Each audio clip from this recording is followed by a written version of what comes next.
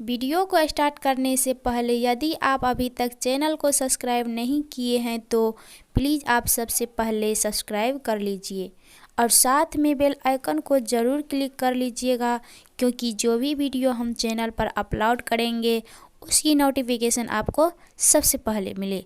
तो चलिए अब हम वीडियो को स्टार्ट करते हैं। तो आज हम बताने वाले हैं पादप उत्तक के बारे में, क्योंकि यह बायोलॉजी का काफ़ी इम्पोर्टेंट वीडियो है, इसीलिए वीडियो को लास्ट तक देखिएगा।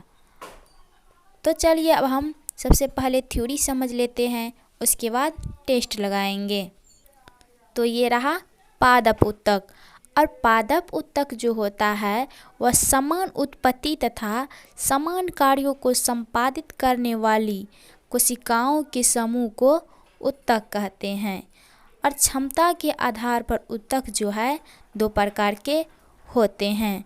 तो पहला हो जाता है विभाज्योतकी उत्तक और दूसरा हो जाता है अस्थायी उत्तक।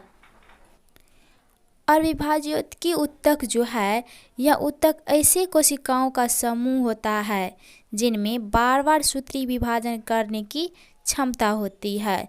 यह उत्तक आवश्यक जीवित कोशिकाओं का बना होता है और यह उत्तक स्थिति के अनुसार जो है तीन प्रकार के होते हैं। तो पहला हो जाता है शीर्षस्थ विभाज्योतक और दूसरा हो जाता है पार्श्व विभाज्योतक और तीसरा हो जाता है अंतर्वेशी विभाज्योतक। और शीर्षस्थ विभाज्योतक उत्तक जो है ये उत्तक जड़ों अथवा तनों के शीर्षों पर पाए जाते हैं तथा पौधे की प्राथमिक वृद्धि इन्हीं के कारण होती है। और पार्श्व विभाज्योतक जो होता है इनमें विभाजन होने से जड़ तथा तने के घेरे में वृद्धि होती है। और अंतर्वेशी विभाज्योतक जो है यह वास्तव में शीर्षस्थ विभाज्योतक का अवशेष है, जो बीच में अस्थायी उत्तकों के आ जाने से अलग हो गए हैं। इनकी क्रियाशीलता से भी पौधा लंबाई में वृद्धि करता है। और अस्थायी उत्तक जो होता है वह विभाज्योतकी उत्तक की वृद्धि फलस्वरूप अस्थायी उत्तक का निर्माण होता है, जिसमें विभाजन की क्षमता नहीं होती है, लेकिन कोशिका का रूप एवं आकार निश्चित रहता है। और संरचना के आधार पर जो है अस्थायी उत्तक दो प्रकार के होते हैं। तो पहला हो जाता है सरल उत्तक और दूसरा हो जाता है जटिल उत्तक। और सरल अस्थायी उत्तक में यदि अस्थायी उत्तक एक ही प्रकार की कोशिकाओं के बने होते हैं तो इन्हें सरल अस्थायी उत्तक कहते हैं। और जटिल अस्थायी उत्तक में यदि अस्थायी उत्तक एक से अधिक प्रकार की कोशिकाओं के बने होते हैं तो इन्हें जटिल उत्तक कहते हैं। और उसके बाद प्रकाश संश्लेषण जो होता है वह पौधे में जल प्रकाश परिहरित तथा कार्बन डाइऑक्साइड को उपस्थिति में कार्बोहाइड्रेट के निर्माण को प्रकाश संश्लेषण कहते हैं। और प्रकाश संश्लेषण के लिए आवश्यक है कार्बन डाइऑक्साइड, पानी, क्लोरोफिल और सूर्य का प्रकाश। उसके बाद प्रकाश संश्लेषण की क्रिया जो होता है वह दो अवस्थाएं में होती है। तो पहला हो जाता है प्रकाश रासायनिक क्रिया और दूसरा हो जाता है रासायनिक प्रकाशहीन क्रिया। और प्रकाश रासायनिक क्रिया जो होता है यह क्रिया क्लोरोफिल के ग्रीन भाग में संपन्न होती है, इसे हील क्रिया भी कहते हैं। उसके बाद रासायनिक प्रकाशहीन प्रतिक्रिया जो होता है यह क्रिया क्लोरोफिल के स्ट्रोमा में होती है। इस क्रिया में कार्बन डाइऑक्साइड का अपचयन होकर शर्करा एवं स्टार्च बनाता है। तो चलिए अब हम टेस्ट लगा लेते हैं। तो पहला क्वेश्चन है क्षमता के आधार पर उत्तक कितने प्रकार के होते हैं? 3 प्रकार के या 2 प्रकार के या 4 प्रकार के या इनमें से कोई नहीं। तो क्षमता के आधार पर उत्तक जो है 2 प्रकार के होते हैं।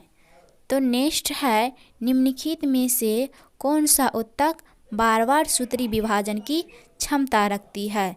तो पहला है पार्श्व ऊतक, अस्थायी ऊतक, शीर्षस्थ ऊतक या विभाज्योतकी ऊतक। तो विभाज्योतकी ऊतक जो है बार बार सूत्री विभाजन की क्षमता रखती है, इसीलिए ऑप्शन नंबर डी सही हो जाएगा। नेक्स्ट है, स्थिति के अनुसार विभाज्योतकी ऊतक कितने प्रकार के होते हैं? 3 प्रकार के या 2 प्रकार के या 4 प्रकार के या 5 प्रकार के? तो स्थिति के अनुसार विभाज्योतकी ऊतक जो है 3 प्रकार के होते हैं, तो ऑप्शन नंबर ए हो जाएगा सही। नेक्स्ट है, पौधे की प्राथमिक वृद्धि किसके कारण होता है? तो पार्श्व के कारण या शीर्षस्थ के कारण या अंतर्वेशी के कारण या इनमें से कोई नहीं। तो पौधे की प्राथमिक वृद्धि जो होता है वह शीर्षस्थ के कारण होता है, इसीलिए ऑप्शन नंबर बी सही हो जाएगा। नेक्स्ट है, पौधे की मोटाई किसके कारण होता है? तो शीर्षस्थ के कारण, अंतर्वेशी के कारण या पार्श्व के कारण या इनमें से सभी के कारण। तो पौधे की मोटाई जो है पार्श्व के कारण होता है, इसीलिए ऑप्शन नंबर सी सही हो जाएगा। नेक्स्ट है, संरचना के आधार पर अस्थायी ऊतक कौन सा है? तो सरल ऊतक, प्राथमिक ऊतक और द्वितीयक ऊतक या इनमें से सभी। तो संरचना के आधार पर अस्थायी ऊतक जो है सरल ऊतक है, इसीलिए ऑप्शन नंबर ए सही हो जाएगा। नेक्स्ट है, वह ऊतक जो द्वितीयक वृद्धि के लिए उत्तरदायी है, तो यह है कैम्बियम, ऑप्शन नंबर सी सही हो जाएगा। नेक्स्ट है, प्रकाश संश्लेषण के लिए क्या आवश्यक है? तो कार्बन डाइऑक्साइड, पानी या क्लोरोफिल या इनमें से सभी। तो प्रकाश संश्लेषण के लिए जो है कार्बन डाइऑक्साइड, पानी, क्लोरोफिल सभी आवश्यक है, इसीलिए ऑप्शन नंबर डी सही हो जाएगा। नेक्स्ट है, पौधे में क्लोरोफिल कहाँ पाया जाता है? तना में, जड़ में, पत्ती में या फूल में? तो पौधे में क्लोरोफिल जो है पत्ती में पाया जाता है, इसीलिए पत्ती का रंग हरा होता है। नेक्स्ट है, प्रकाश संश्लेषण के लिए कौन सा गैस आवश्यक है? O2 या CO या N2 या CO2? तो प्रकाश संश्लेषण के लिए जो है CO2 गैस आवश्यक है। तो आज के लिए इतना ही है, फिर मिलेंगे अगला वीडियो।